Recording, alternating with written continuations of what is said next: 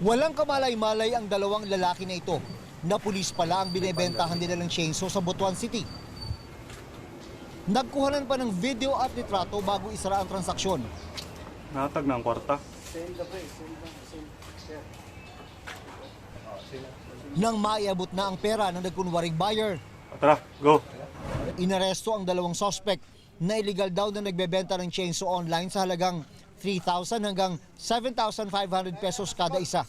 Kakasimula pa lang nila nung ganitong klaseng illegal activities. Ayon din sa kanila, hindi po sila aware na ang pagbebenta ng chainsaw ay kailangan po ng permits. Sa ilalim ng Chainsaw Act of 2002, kailangan ng permit mula sa Department of Environment and Natural Resources ang pagbebenta at paggamit ng chainsaw para maiwasang magamit ito sa illegal logging. Dalawang chainsaw po yung na-confiscate natin.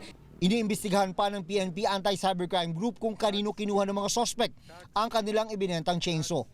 Mula Enero hanggang Marso ngayong taon, 4 na operasyon kontra sa illegal na bentahan ng chainsaw ang naisagawa ng PNP Anti-Cybercrime Group, kung saan 5 suspect ang kanilang naaresto.